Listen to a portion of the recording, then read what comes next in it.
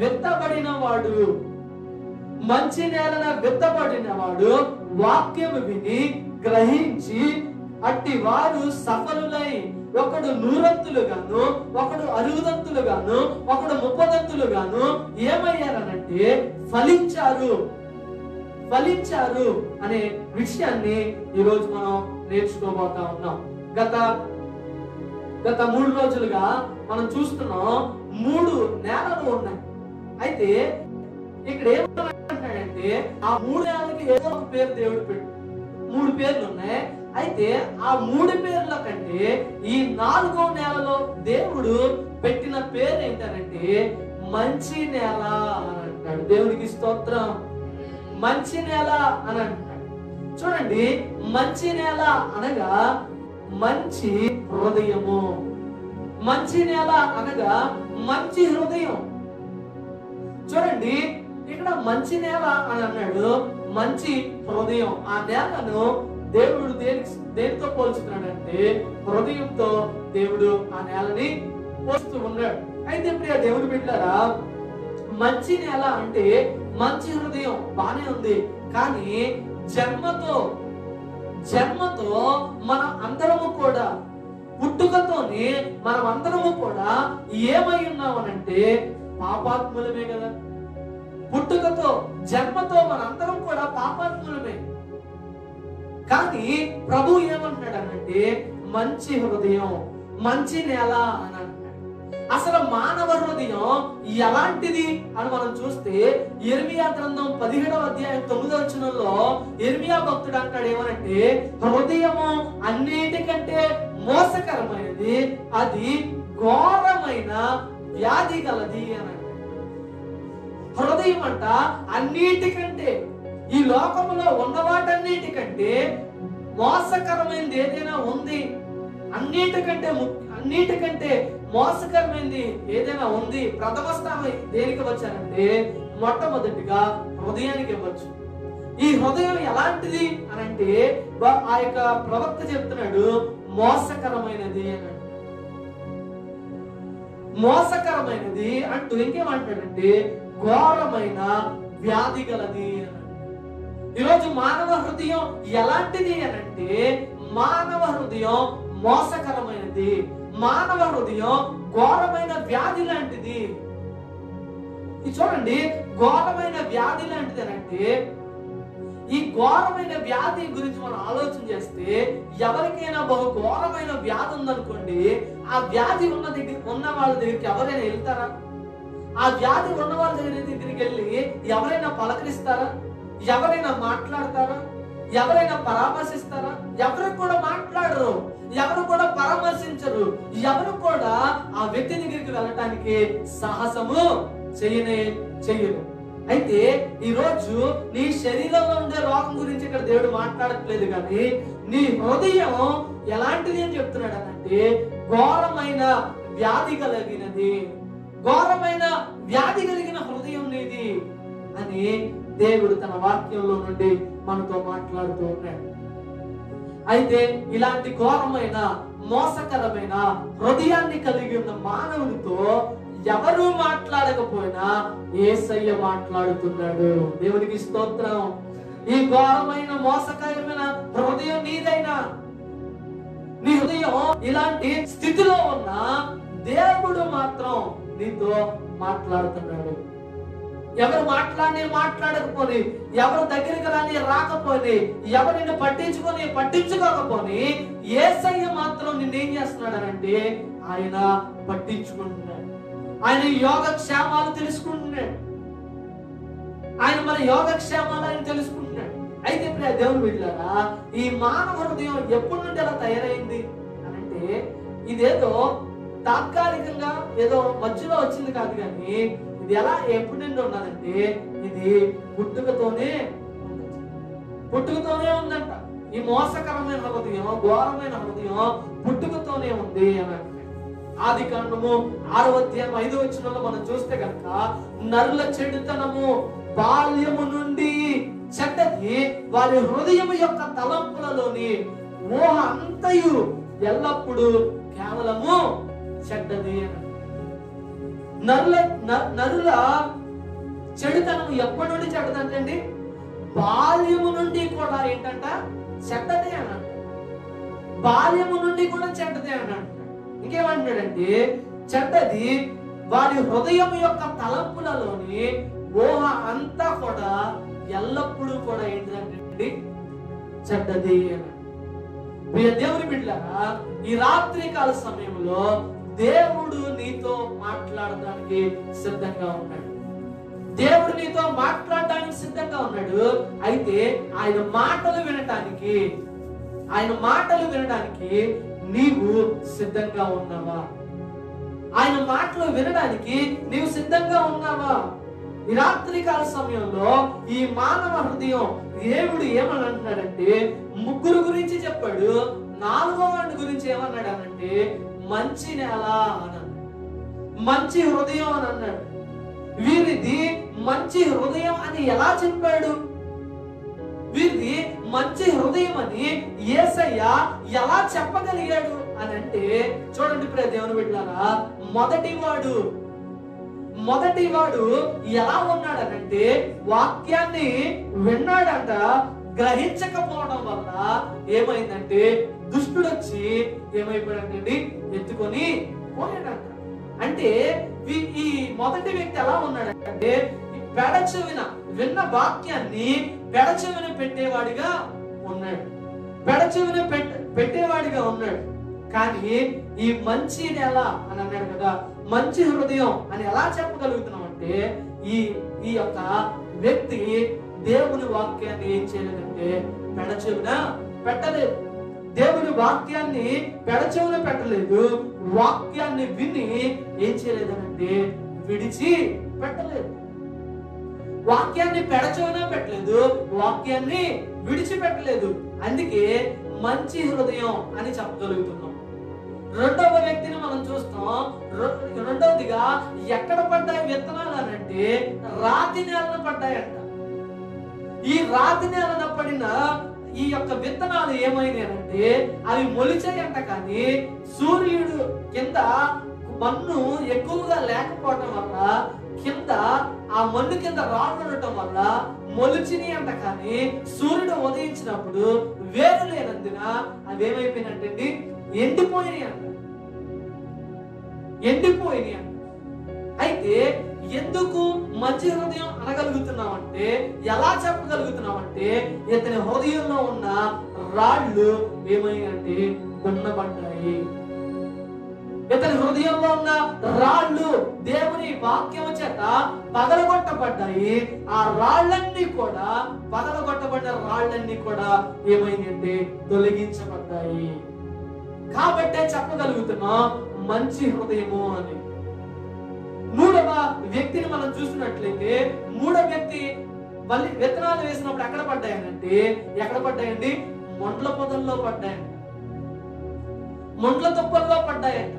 అయితే అవి ఎదిగినాయంట కానీ ఏం జరిగిందనంటే మొండ్ల తుప్పలు వాటిని ఎదగనివ్వకుండా ఏం చేసినాయంటే వాటిని ఎదగనివ్వకుండా అణిచివేశాయి. ఆ యొక్క మొండ్ల తుప్పల్లో పడిన ఆ విత్తనాలు ఏమైనాయంటే ఎదగనివ్వకుండా ఆ విత్తనాలను ఏం చేసినాయంట అణిచివేసినాయంట. అయితే ప్రియ దేవుని బిడ్డలారా, మంచి హృదయం అని ఎలా చెప్పగలుగుతున్నామంటే దేవుని వాక్యం చేత ఏమైందనంటే ప్రియ దేవుని బిడ్డలారా ఆ ముండ్ల తుప్పలన్నీ నరకబడ్డాయి. ఆ ముండ్ల తుప్పలన్నీ నరకబడి కాల్చబడి అవన్నీ కూడా ఏమైంది అనంటే తొలగించబడ్డాయి, దున్నబడింది, మెత్తన చేయబడింది. పరిశుద్ధాత్మ ద్వారా అతని హృదయము ఏమైందనంటే స్థిరపరచబడింది. కాబట్టి చెప్పగలుగుతున్నాం ఆ హృదయం మంచి హృదయం అని చెప్పగలుగుతున్నాం. ఈరోజు ఈ యొక్క మంచి నేలను గురించి, ఈ మంచి నేలలో ఏమి జరిగింది, ఈ యొక్క మంచి నేలలో ఏం జరిగింది అంటే పరిశుద్ధాత్మ ద్వారా స్థిరపరచబడ్డాడు. వాక్యాన్ని జాగ్రత్తగా చెవిలారా విని ఏం చేశాడంట? చెవిలారా విని మనసారా గ్రహించి పాపాలను ఒప్పుకొని పాపములకు తను చేసిన పాపాలకు పశ్చాత్తాపడి పాపాలు ఒప్పుకొని పాప క్షమాపణను పొందుకున్నాడు. కఠిన హృదయం కరిగిపోయింది, నూతన హృదయం ఇవ్వబడింది, నూతన స్వభావము పొందుకున్నాడు, పరిశుద్ధాత్మను పొందుకున్నాడు. కనుక వాక్యాన్ని విన్నాడు. వినడమే కాదు గాని ఆ వాక్యాన్ని గ్రహించాడు. గ్రహించడమే కాదు గాని ఆ వాక్యాన్ని అంగీకరించాడు. అంగీకరించడమే కాదు గాని ఆ వాక్యాన్ని ఏం చేశాడంటే అవలంబించుకున్నాడు. ఆ వాక్యాన్ని అవలంబించుకోవడమే కాదు, అవలంబించుకుని ఏం చేశాడంటే ఓపికతో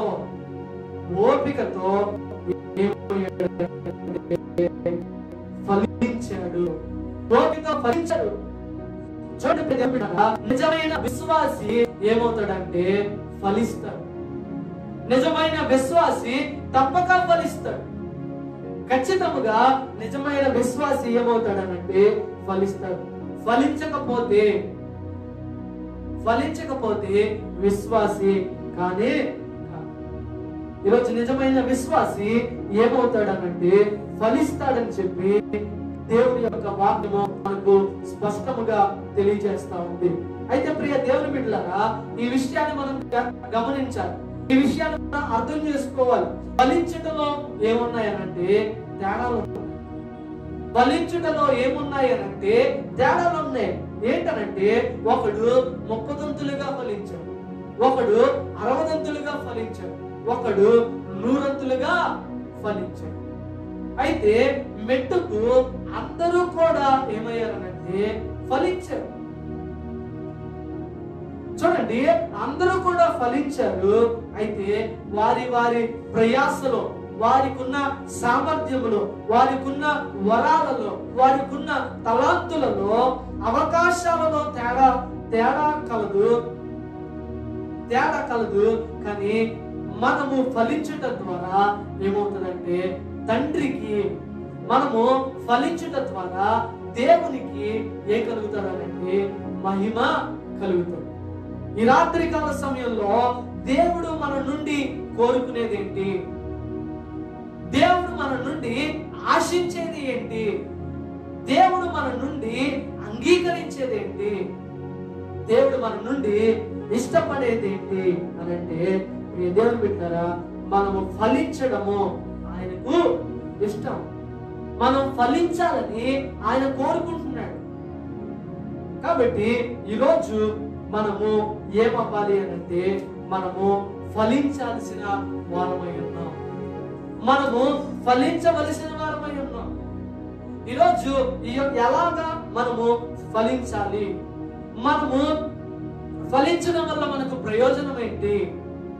మనం ఫలించిన తర్వాత ఏం చేయాలి అనే విషయాలను నేను మీతో చెప్పి నా మాటలు నేను ముందుకు తీసుకొని వెళ్తాను. చూడండి, మొట్టమొదటిగా మనము ఏమవ్వాలంటే ఫలించాలి. మంచి నేలన వెత్తబడిన వాడు వాక్యాన్ని విని అంగీకరించి ఏమయ్యారంట? అట్టి వారు సఫలులై ఒకడు 100 దంతులుగా, ఒకడు 30 దంతులుగా, ఒకడు 60 దంతులుగా ఏమయ్యారంటే ఫలించినట్లుగా దేవుని యొక్క పరిశుద్ధ గ్రంథంలో నుండి కొన్ని విషయాలు మనం చూసాం. అయితే ఈరోజు మనం ఏమవ్వాలి అనంటే ఫలించవలసిన వారమై ఉన్నాం. చూడండి, యోహాను సువార్త 15వ అధ్యాయం మనం చదివితే కనుక ఈ యోహాను సువార్త 15వ అధ్యాయంలో ఇక్కడ మనము ఏ విధంగా ఫలించాలో, ఎందుకు ఫలించాలో, ఫలించిన తర్వాత మనం ఏం చేయాలో అనే విషయాలు ఈ 15వ అధ్యాయంలో, యోహాను సువార్త 15వ అధ్యాయంలో ఆ విషయాలన్నీ కూడా ఇందులో రాయబడ్డాయి. చూడండి, 15వ అధ్యాయము 4వ వచనం, నా యందు నిలిచియుండుడి, మీ యందు నేను నిలిచియుందును. తీగ ద్రాక్షావల్లిలో నిలిచి ఉంటేనే గాని తనంతట తానే ఎలాగూ ఫలింపదో అలాగే నా యందు నిలిచి ఉంటేనే గాని మీరును ఫలింపరు అని. ఇక్కడ చూడండి, మొట్టమొదటిగా మనం ఏమవ్వాలి అనంటే దేవునిలో వాక్యములో, ఆత్మీయ జీవితంలో, సంఘములో, సమాజములో మనం ఏమవ్వాలి అనంటే ఫలించాలి. మనం ఏమవ్వాలంటే ఫలించాలి. ఎక్కడ మనం ఫలిస్తామంటే ఎక్కడ మనం ఫలిస్తామనంటే ఆయనలో. చూడండి, నాయందు నిలిచియుండుడి, మీ యందు నేను నిలిచియుందును. తీగ ద్రాక్షావల్లిలో నిలిచి ఉంటేనే గాని ఏమవుతుందండి, తనంతట తానే ఎలాగూ ఫలింపదో అని. చూడండి, తీగంట ద్రాక్షావల్లిలో నిలిచి ఉంటేనే గాని తనంతట తానే ఏం చేయలేదంటండి, ఫలించలేదంట. తీగ తనంతట తానే ఆ యొక్క ద్రాక్షావల్లిలో ఉంటే అదేమవుతుందంట, ఫలిస్తాదంట. ఈరోజు నువ్వు ఫలించాలి అనంటే నీవు ఎవరిలో ఉండాలి అనంటే, ద్రాక్షావల్లిలో తీగ ఎలాగైతే ఉందో ద్రాక్షావల్లి ఎవరు అనంటే నిజమైన ద్రాక్షావల్లిని నేనే అని అంటున్నాడు యేసయ్య. మన యేసయ్య ఎవరు అనంటే ద్రాక్షావల్లి. మనం ఎవరు అనంటే తీగలము. ఈరోజు ప్రతి క్రైస్తవుడు కూడా ఏమై ఉన్నాడు అనంటే ఒక తీగలా ఉన్నాడు. ద్రాక్షావల్లిలో ఒక తీగ అయి ఉన్నాడు. ఈరోజు ద్రాక్షావల్లిలో ఉన్న ఆ తీగ ఫలించాలి అనంటే ఆ ద్రాక్షావల్లికి ఆ తీగ ఏమై ఉండాలంటే నిలిచి ఉండాలంట. అప్పుడు తనంతటా తానే ఏమవుతుందంటే నిలిచుంటే అప్పుడు అదేమవుతుందంట, ఫలిస్తుంది అని. ఈరోజు ప్రియ దేవుని బిడ్డలారా, మనము క్రైస్తవులుగా ఉన్నాము.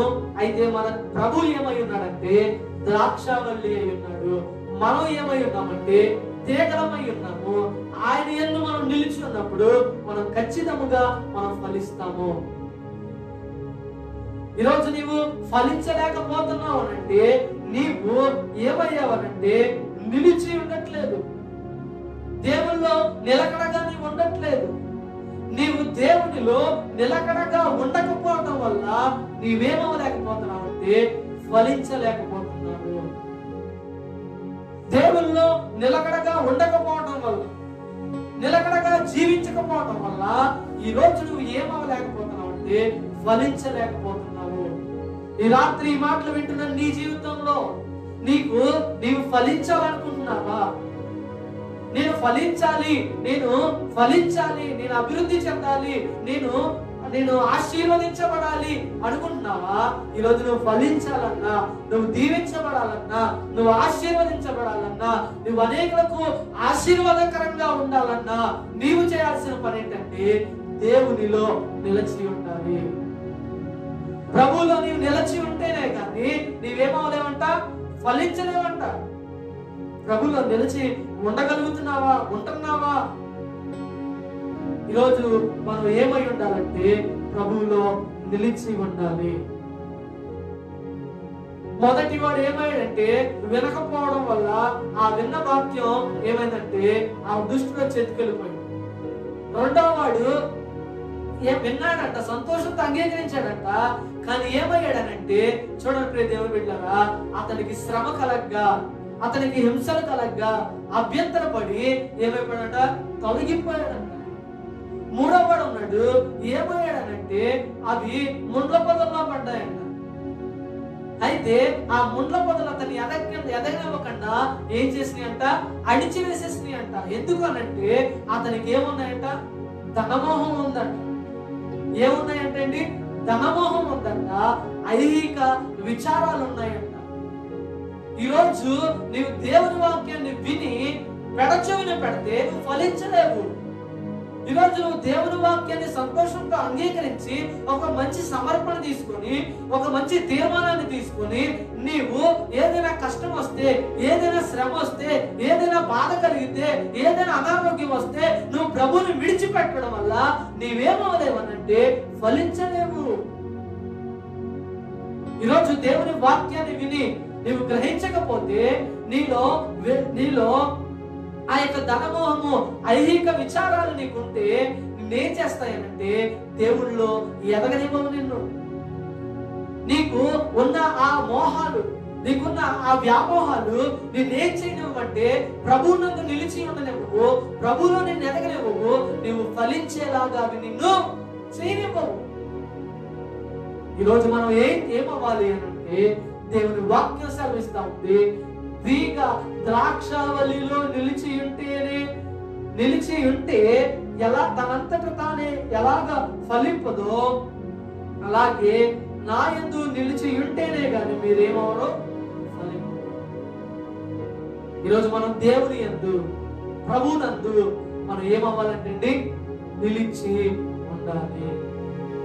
ఈరోజు ప్రభు సన్నిధానంలో ఈ మాటలు వింటున్నా నీవు ఫలిస్తున్నావా? ఫలించకపోతే నీవు దేవునిలో నిలిచి ఉండలేకపోతే, నీవు నిలిచి ఉండటానికి, నీవు నిలిచి ఉండకుండా నిన్ను ఏవో ఏం చేస్తున్నాయంటే అణిచివేస్తున్నాయి. ఒకడిని దుష్టుడు అని చేసినట్టు, రెండో వాడిని శ్రమలు అని చేసినట్టు, మూడో వాడిని మోహము లేకపోతే విచారము అణిచేసినట్టు నిన్ను ఏదో అణిచివేస్తుంది. దేవుల్లో నిలిచి ఉండకుండా నిన్ను ఏదో అణిచివేస్తుంది. ఈ రోజున దాన్ని కనుక గుర్తిస్తే ఒప్పుకొని ఆ పాపాన్ని నువ్వు ఏం చేయగలవంటే విడిచిపెట్టగలవు. ఈ రాత్రి సమయంలో ఏదైతే నువ్వు ఫలించకుండా ఆటంకంగా ఉందో దాన్ని గుర్తించు. ప్రభువా, ఈ ఆటంకం నా నుండి తొలగించు, నేను నీలో నిలిచి ఉండి ఫలించే కృప నాకు దయచేయమని ప్రభుని అడగండి. రెండవదిగా మనం చూస్తే కనుక అది యోహాను సువార్తలోని 15:2 నాలో ఫలింపని ప్రతి తీగ ఆయన తీసి పారివేయును, ఫలించు ప్రతి తీగ మరి ఎక్కువగా ఏమవ్వాలంటే ఫలించాలి. ఈరోజు నీవు ఫలించడం అని అంటే ఏదో కొద్దిగా నామకార్థంగా ఫలించడం కాదు. నీవు ఎలా ఫలించాలి అనంటే మరి ఎక్కువగా ఫలించు ప్రతి తీగ, ఫలించే ప్రతి తీగ ఏమవ్వాలంటే మరెక్కువగా ఏమవ్వాలంట ఫలించాలి.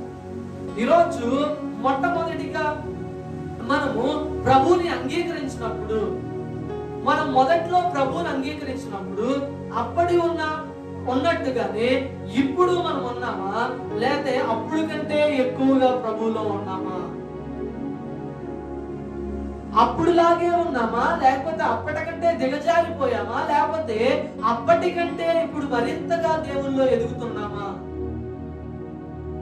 ఈ 3 పొజిషన్లో ఏ పొజిషన్ లో ఉన్నాం మనం? ఒకటి, రక్షించబడినప్పుడు ఎలా ఉన్నామో ఇప్పుడు అలాగే ఉన్నామా? లేక రెండోది, రక్షించబడిన దానికంటే ఇప్పుడు ఇంకా దిగజారిపోయావా? మూడోది, లేక రక్షించబడినప్పుడు కంటే ఇప్పుడు మరింతగా దేవుల్లో ఎదుగుతున్నావా? ఏ పొజిషన్ లో నీవు ఉన్నావు? ఏ స్థితిలో నీవు ఉన్నావు? ప్రియ బిడ్డలారా, ఇక్కడ ఏం చెప్తున్నాడంటే ఫలించు ప్రతి తీగ కూడా మరెక్కువగా ఏమవ్వాలంట ఫలించాలి. ఈరోజు నీవు రక్షించబడినప్పుడు ఎలా ఉన్నావో ఇప్పుడుకి అలాగే ఉన్నావా? అయితే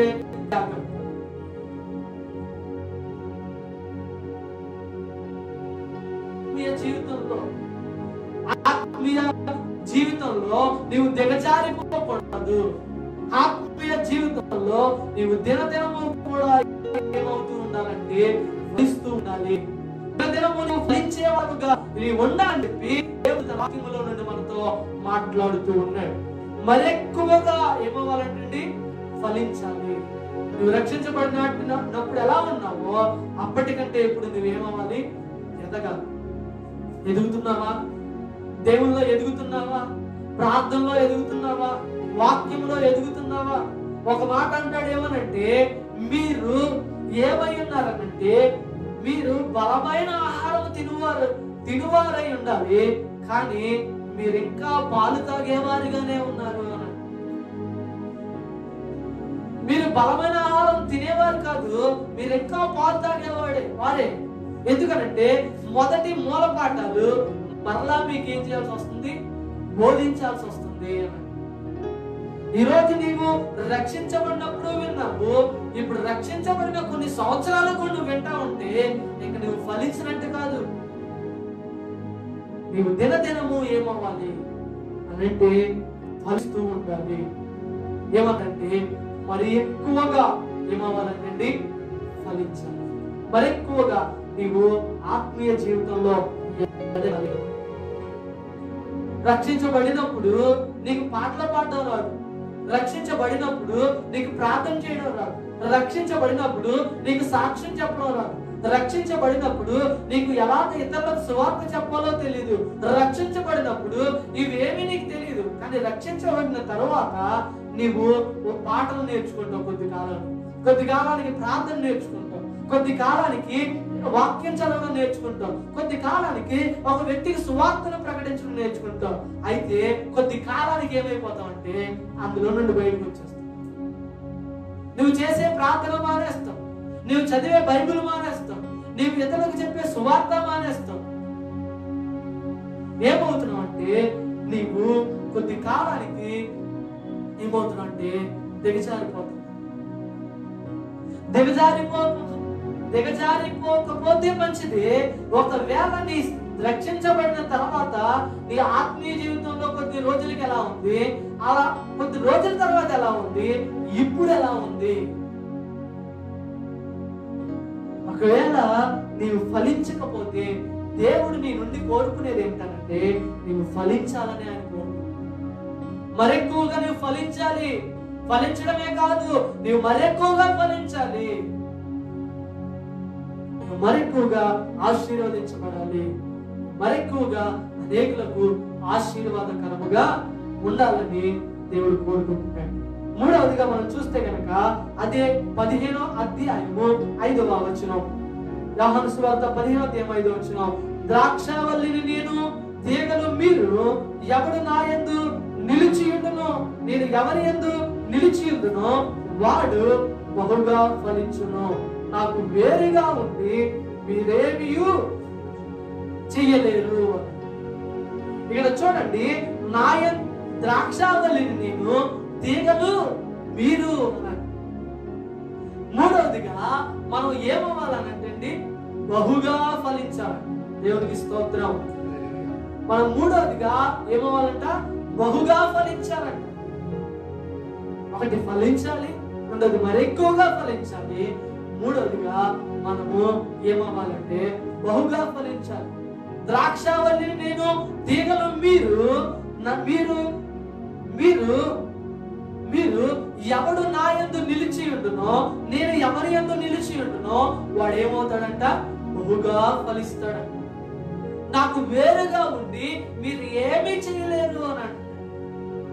ఈరోజు దేవునికి వేరుగా ఉండి, దేవునికి దూరముగా ఉండి, దేవునిని విడిచిపెట్టి నీవు ఏం చేయాలనుకున్నా నీ జీవితంలో ఏమవుదు అనంటే నువ్వు ఏదనుకున్నా కూడా అది జరగదు.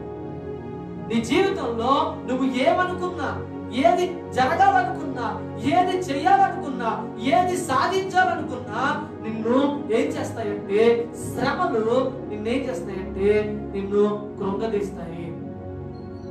నిన్నేం చేస్తాయనంటే నిన్ను ధనమోహము, ఐహిక విచారము నిన్నేం చేస్తాయంటే ఎదగనివ్వకుండా నిన్ను అణిచివేస్తాయి. ఈరోజు నిన్ను ఫలింపజేసేది, నిన్ను ఆశీర్వదించేది, నిన్ను అభివృద్ధి పరిచేది ఎవరు అనంటే దేవుడు. దేవుని యొక్క మాటలు. దేవునికి స్తోత్రం. దేవుని యొక్క మాటలు నిన్ను ఫలింపజేస్తాయి. ఇక్కడ అందుకే ఆయన అంటాడు, ద్రాక్షావల్లిని నేను, తీగలు మీరు. ఎవడు నా యందు నిలిచి ఉండునో, నేను ఎవరి యందు నిలిచి ఉంటానో వాడు ఏమవుతాడంటే బహుగా ఫలిస్తాడు. ఒకవేళ నా యందు వాడు నిలిచి ఉండకపోతే, నేను వాడి యందు నిలిచి ఉండను గనుక ఇప్పుడు ఏమవుతాడంటే నాకు వేరుగా ఉండాలనుకుంటాడు, నాకు వేరుగా ఉండి ఏదో సాధించాలనుకుంటాడు. ఈరోజు దేవుని వాక్యం చెప్తుంది, దేవునికి వేరుగా ఉండి, ప్రభువుకి వేరుగా ఉండి నీవు గాని నేను గాని ఈ ప్రపంచంలో ఏ మానవుడైనా కూడా ఏం చేయలేడు అంటే ఫలించలేడు. ఏ మానవుడు కూడా పైకి రాలేడు, ఏ మానవుడు కూడా ఎదగలేడు. దేవుని సహాయం మనకు కావాలి. దేవుని తోడు మనకు కావాలి, దేవుని నీడ మనకు కావాలి, దేవుని అవసరం మనకుంది. దేవుని అవసరాన్ని విడిచిపెడుతున్నావా? దేవుని అవసరాన్ని, దేవుడికి వేరుగా ఉండి ఏదైనా సాధించాలనుకుంటున్నావా? ఈ రాత్రి దేవుడు నీతో మాట్లాడుతున్నాడు.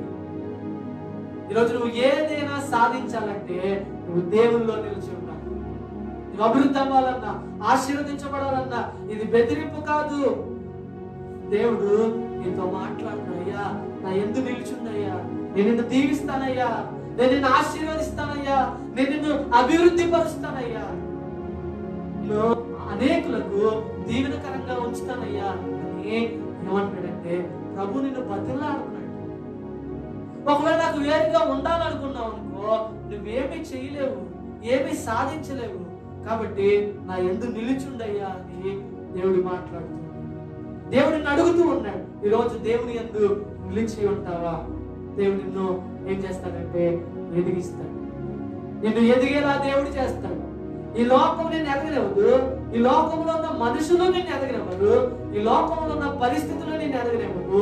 ఈ లోకంలో నువ్వు ఎదగాలి, దేవునిలో నువ్వు ఎదగాలి, దేవుని యొక్క ఇష్ట ప్రకారంగా నువ్వు బహుగా ఫలించాలి అంటే నువ్వు ఖచ్చితంగా దేవుని యందు నిలిచి, ఎప్పుడైతే నువ్వు నిలిచుంటావో అప్పుడు నువ్వేమవుతావంటే ఫలిస్తావు, బహుగా బహుగా నువ్వు ఫలిస్తావని దేవుని యొక్క శ్రేష్టమైన మాటలు మనకి రాత్రి కాల సమయంలో, ఈ సమయంలో దేవుడు మనతో మాట్లాడుతూ ఉన్నాడు.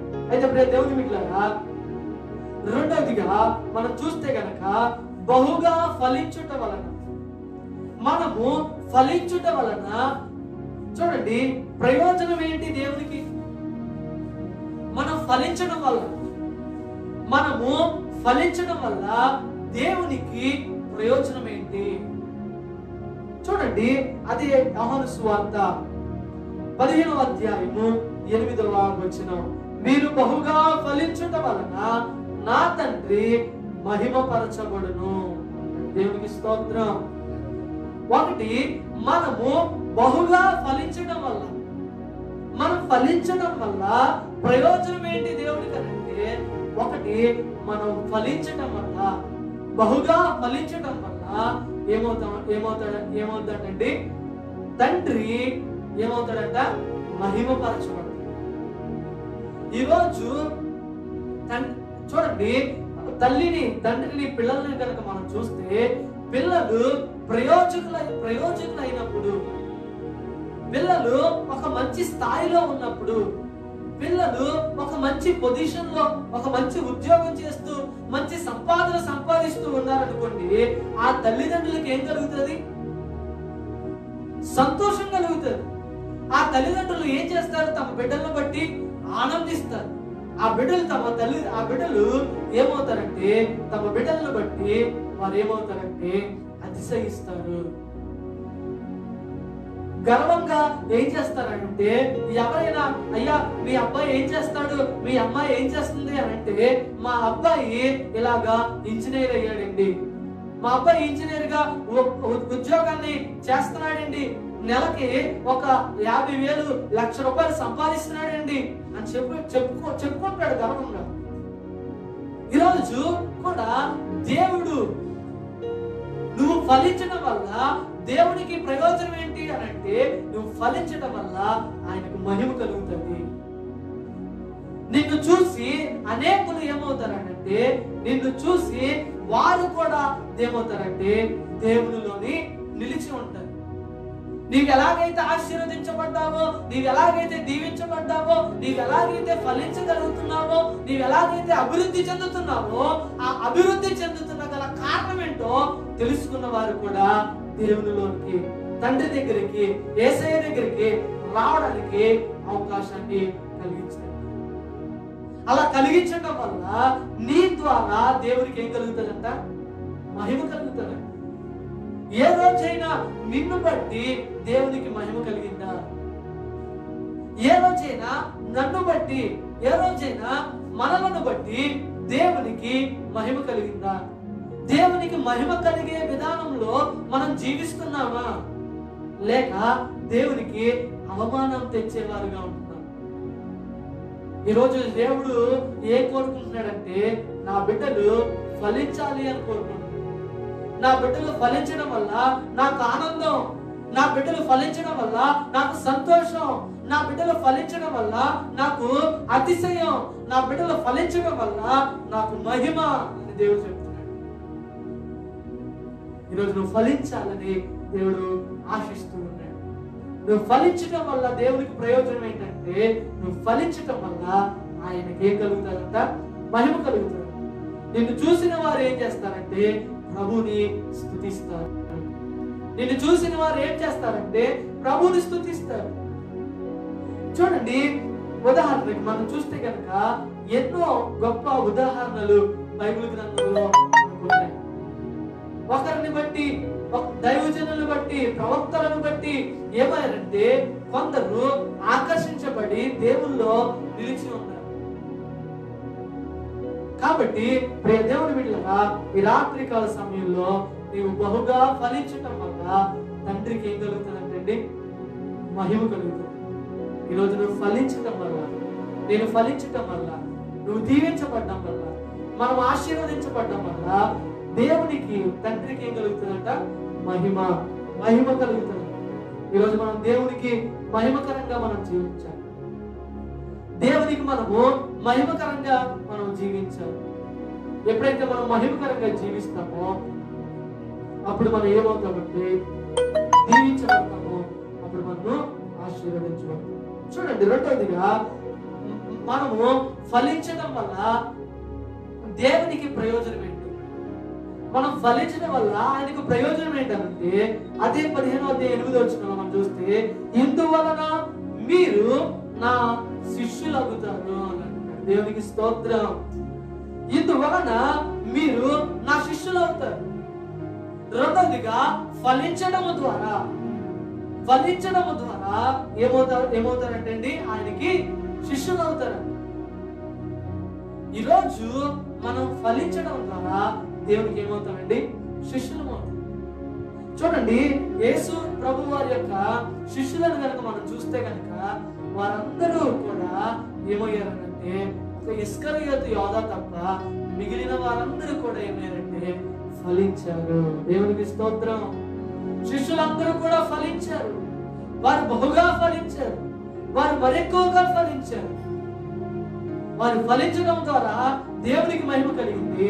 అంతేకాకుండా వారు ఏమైనంటే ఆయనకు శిష్యులయ్యారు. ఈ రోజు వాళ్ళు ఫలించారు అని మీరు ఎలా చెప్పగలుగుతున్నారండి అని అంటే వాళ్ళు ఫలించారు కనుకే ఈ రోజు నీవు దేవుని మాటలు వింటున్నా. వాళ్ళు ఫలించారు కనుకే, వాళ్ళు దేశాలన్నీ కూడా వారు వెళ్ళారు కనుకే, దేశాలన్నింటిలో కూడా వారు దేవుని గురించిన సువార్తను వారు ప్రకటించారు కనుకే ఈ రోజు ప్రియ దేవుని బిడ్డలారా నీవు వాక్యాన్ని వినగలుగుతున్నావు. నేను వాక్యాన్ని చెప్పగలుగుతున్నాను, మీరు వాక్యాన్ని వినగలుగుతున్నారు. ఆ వాక్య ప్రకారము జీవించే అవకాశం కలిగిందనంటే ఆనాడు శిష్యులు ఫలించారు కనుకే, ఈనాడు మనము దేవుని వాక్యాన్ని వింటున్నాం.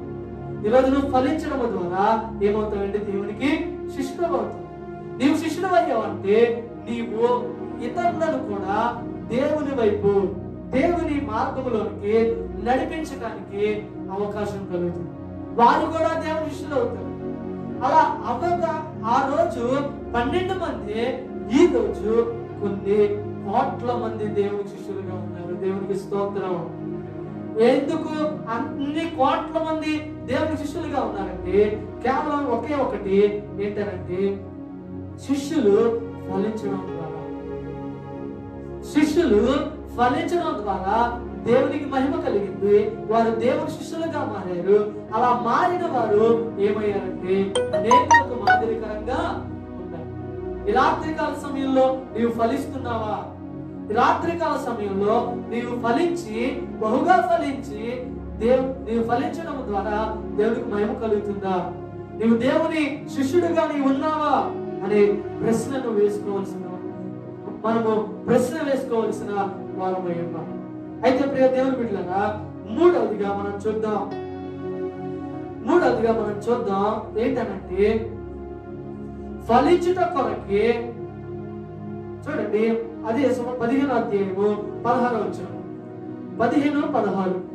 చూడండి, మీరు నన్ను ఏర్పరచుకొనలేదు, మీరు నా పేరట తండ్రిని ఏమి అడుగుతురో అది ఆయన మీకు అనుగ్రహించినట్లు మీరు వెళ్ళి ఫలించుటకును మీ ఫలము నిలిచియుటకును నేను మిమ్మును ఏర్పరచుకొని నియమించితిని.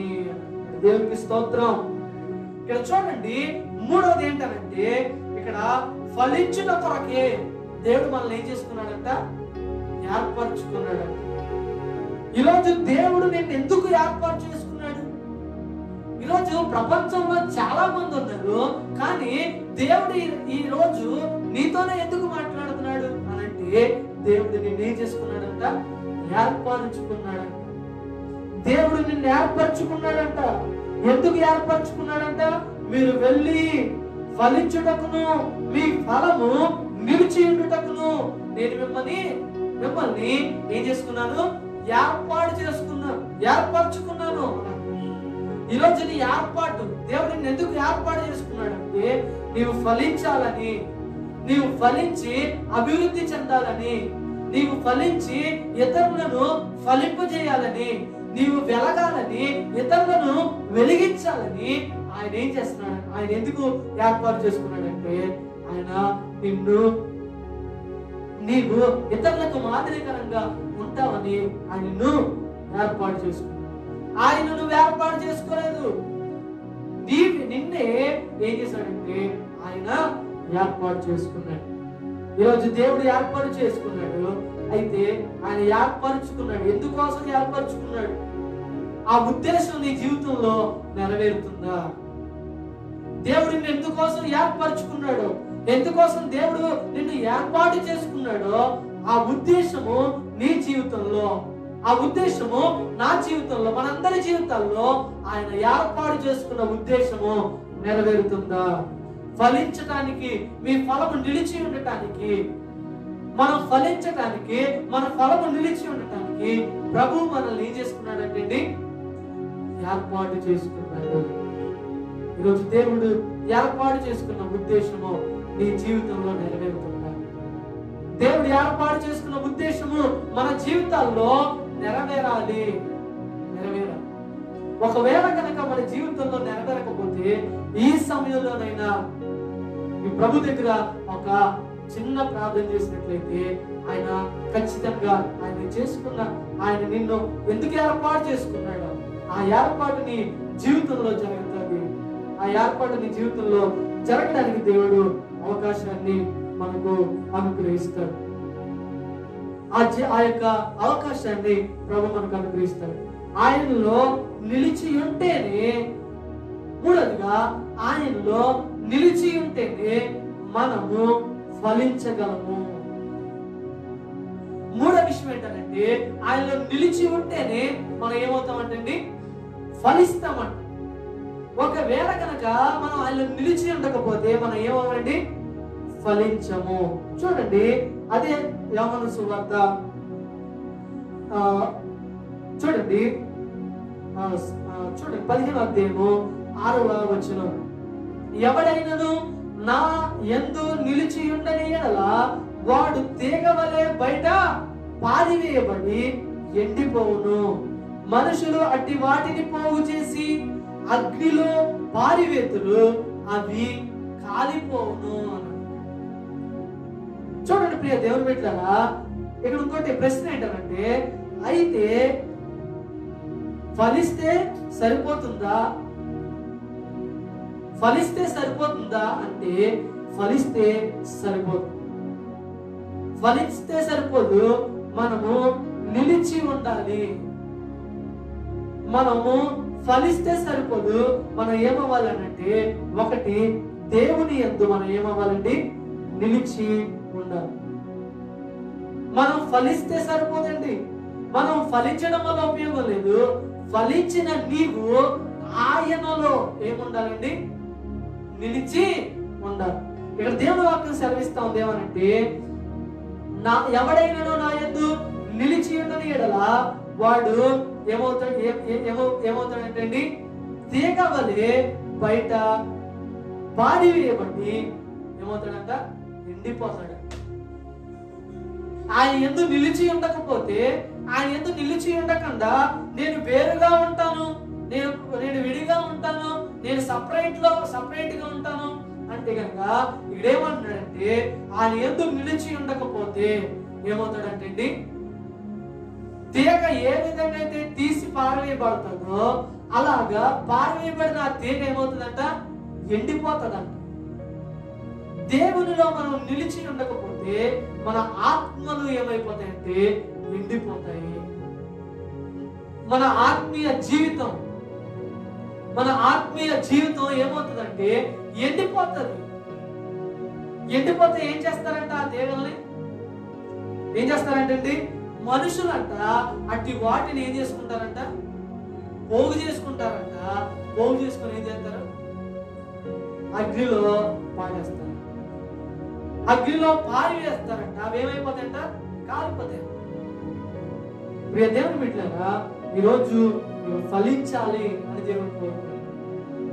నీవు ఫలిస్తే సరిపోతా అంటే ఫలిస్తే సరిపోదు. ఫలించిన నీవు ఆయనలో ఏమై ఉండాలి? నిలిచి ఉండాలి. వేరుగా ఉండడానికి వీలు లేదు. వేరుగా ఉండి నువ్వేం చేయలేవు. ఒకవేళ వేరుగా ఉంటే ఏం చేస్తాడంట? తీగను తీసి పారేస్తాడంట. ఆ పారేసిన తీగ ఎండిపోతుందంట. ఎండిపోయిన తీగ మనుషులు ఏరుకుంటారంట. ఏరుకొని వారు ఏం చేస్తారంట? అగ్నిలో పాడేస్తారంట. అగ్నిలో పాడేయడం వల్ల ఆ తీగలు ఏమైపోతాయంట? కాలిపోతాయంట. కాలిపోతాయంట. ఇక నువ్వు ఎక్కడా కూడా ఫలించలేవంట. ఈరోజు దేవుని వాక్యం సెలవిస్తాం. దేవుని మాటలు మనతో స్పష్టంగా మాట్లాడుతూ ఉన్నాయి. ఏమనంటే ఫలిస్తే సరిపోద్దా అంటే ఫలిస్తే సరిపోదు. ఫలించిన నీవు దేవునిలో నిలిచి, ఎప్పుడైతే నీవు నిలిచి ఉంటావో అప్పుడే దేవుడు నిన్ను బహుగా, మరింతగా, మరెక్కువగా దేవుడు ఫలింపజేస్తాడు, నిన్ను విస్తరింపజేస్తాడు, నిన్ను ఆశీర్వదిస్తాడు, నిన్ను ఆయన అభివృద్ధి చేస్తాడు. రెండోదిగా మనం చూద్దాం. ఫలిస్తే సరిపోతుందంటే ఫలిస్తే సరిపోదు.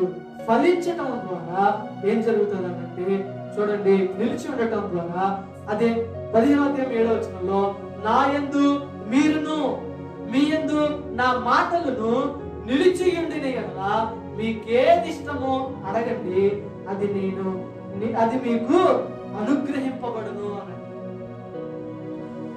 ఫలిస్తే సరిపోతుందా అంటే సరిపోదు. మరి ఏం చేయాలంటే నిలిచి ఉండాలి. ఒకటి, నిలిచి ఉండడం ద్వారా ఏమవుతామండి? ఫలిస్తాం. ఇంకా మరింతగా ఫలిస్తాం. మనం తీసివేయబడం, మనం పారివేయబడం, మనం ఎండిపోము, మనం కాలిపోము, మనం అగ్నిలో పడివేయబడం. ఒకటి. రెండవదిగా నిలిచి ఉండడం ద్వారా ఏం జరుగుతుందంటే నా యందు మీరు, మీ యందు నా మాటలు నిలిచి ఉండిన యెడల మీకేది ఇష్టమో, మీకేం కావాలో అది అడగండి, అది మీకు అనుగ్రహించబడుతుంది. దేవునికి స్తోత్రం. రెండవదిగా నీవు నిలిచి ఉండడం ద్వారా నీవు చేసే ప్రార్థనలకు దేవుడు ఏమిస్తాడనంటే జవాబును దయచేస్తాడు, సమాధానాన్ని ఇస్తాడు. నీవేదైతే అడుగుతున్నావో దానిని ప్రభు నీకు అనుగ్రహిస్తాడు. ఈరోజు నీవు నిలిచి ఉండగలుగుతున్నావా? నిలిచి ఉంటే ఒకటి, నీవు పారివేయబడవు, నీవు కాలిపోవు, నీవు ఎండిపోవు, నీవు ఎలా ఉంటావు అంటే సురక్షితంగా ఉంటావు. రెండోదిగా నీవు ఆయన ఎందుకు నిలిచి ఉండటం వల్ల ప్రియ దేవుడు బిడ్డలారా ఆయన ఏం చేస్తాడంటే మన ప్రార్థనను అంగీకరిస్తాడంట.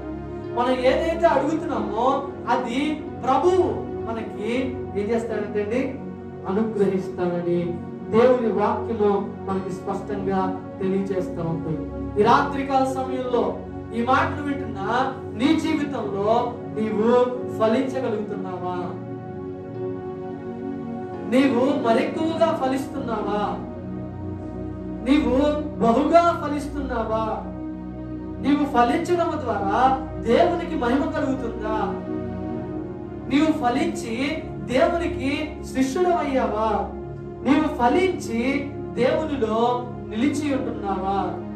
నీవు ఫలించిన నీవు దేవునిలో నిలిచిన నీవు చేసే ప్రార్థనలకు దేవుడు జవాబు ఇస్తున్నాడా? వీటన్నిటికి ప్రశ్న సమాధానం ఎక్కడో లేదు, నీ దగ్గరే ఉంది. సమాధానం ఎక్కడో వెతక్కు. సమాధానం ఎక్కడ ఉందనంటే ఈ ప్రశ్నలన్నిటికీ సమాధానం నీ దగ్గరే ఉంది. నువ్వు ఫలిస్తే దేవునికి మహిమ, నువ్వు ఫలిస్తే దేవునికి ఘనత. నువ్వు ఫలించడం ద్వారా దేవునికి ఏం కలుగుతాడంటే మహిమ కలుగుతుంది. ఫలించడం అంటే సరేనండి, ఫలించాలి. సరే, ఫలించడం అంటే ఏంటో ముందు మనకి తెలియదు. ఏ విషయాల్లో మనం ఫలించాలి అని అంటే గలతీయులకు రాసిన పత్రిక 5వ అధ్యాయం 22వ వచనంలో మనం చూస్తే కనుక 22 నుండి 23 వరకు అక్కడ అంటాడు ఏమనంటే, ఆత్మఫలమేమనగా ప్రేమ, సంతోషము, సమాధానము, దీర్ఘశాంతము, దయాళత్వము, మంచితనము, విశ్వాసము, సాత్వికము, ఆశ నిగ్రహము.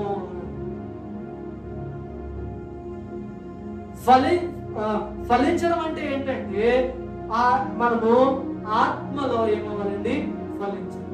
ఆత్మ ఫలాలు 9 ఉన్నాయి. అందులో ఒకటి ప్రేమ. ప్రేమ కలిగి నువ్వు జీవించాలి. నిన్ను వల్లే నీ పొరుగు వారిని ఏం చేయాలంటే ప్రేమించాలి. రెండోదిగా సమాధానం. ఎక్కువగా నేను వివరించట్లేదు కానీ ప్రదేవం బిడ్డలారా అర్థం చేసుకోండి. సమయం మనకి తక్కువ ఉంది కాబట్టి నేను ఈ విషయాలు మీకు అర్థం అవడానికి నేను మీకు తొందరగా చెప్తున్నాను. ఆత్మ ఫలాలు ఏమనగా ఈరోజు మనం ఏమవ్వాలి అంటే ఒకటి ప్రేమ. ఈరోజు మనము ప్రేమించే వారంగా ఉండాలి. ఎవరిని ప్రేమించాలి అని అంటే మన పొరుగు వారిని ప్రేమించాలి, మన శత్రువులను ప్రేమించాలి, మనల్ని ద్వేషించే వారిని ప్రేమించాలి, మనల్ని దూషించే వారిని ప్రేమించాలి. ఆత్మఫలం ఫలించడం అంటే అది. రెండోదిగా సమాధానము. సాధ్యమైనంత వరకు మనం ఏమవ్వాలంటే అందరి ఎడల మనం ఏమంటే సమాధానం కలిగి, అందరి ఎడల మనం ఏం కలిగి ఉండాలంటే సమాధానమును కలిగి మనము జీవించాలి. మూడవదిగా మనలో ఏముండాలంటే దీర్ఘశాంతం ఉండాలి.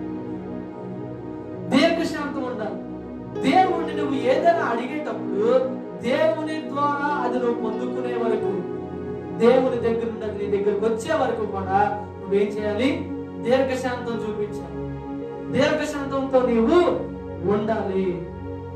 నాలుగవదిగా దయాళత్వం. నీవు ఇతరుల ఎడల ఏ కలిగి ఉండాలంటే దయ కలిగి ఉండాలి. దయ చూపించేవాడుగా నీవు ఉండాలని దేవుని వాక్యం సర్పిస్తుంది. ఐదవదిగా మంచితనం. మనము మంచితనాన్ని కలిగి ఉండాలి.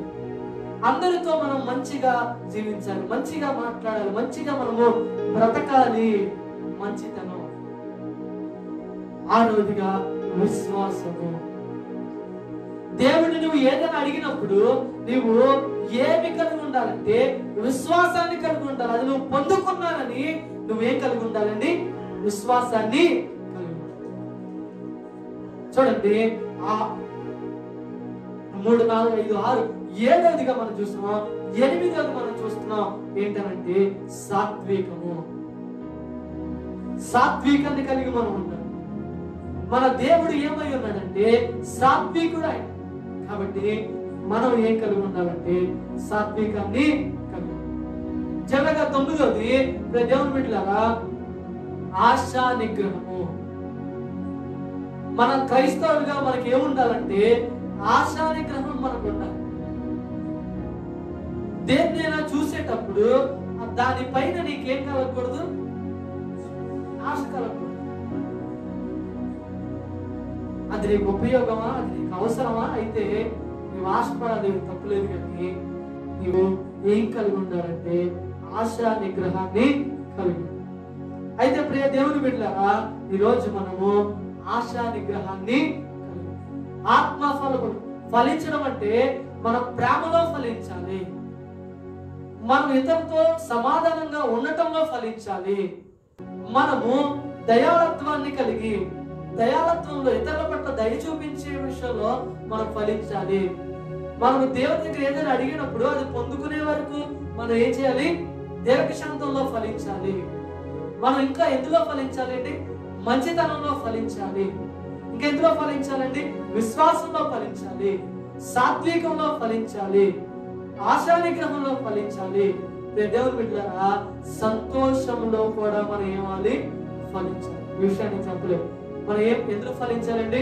సంతోషం. ఎవరిలో సంతోషం ఉంటది? ఎవరిలో ఆనందం ఉంటది అంటే కేవలం యేసు క్రీస్తు ప్రభువులోనే ఆనందం ఉంటది. ఆయన నీకు ఆనందాన్ని ఇవ్వగలడు, ఆయన నీకు సంతోషాన్ని ఇవ్వగలడు. ప్రభువునందు ఎల్లప్పుడూ ఆనందించండి. మరలా చెప్పుదును, ప్రభువునందు ఆనందించండి. ఎవరిని బట్టి నువ్వు ఆనందించాలి? ఎవరిలో నువ్వు సంతోషించాలి? ఈరోజు నీకు ఎక్కడ ఆనందం ఉంటుంది, ఎక్కడ సంతోషం ఉంటుందంటే ప్రభువులోనే నీకు ఆనందం, ప్రభువులోనే నీకు సంతోషము అని దేవుని వాక్యం మనకి సెలవిస్తా ఉంది.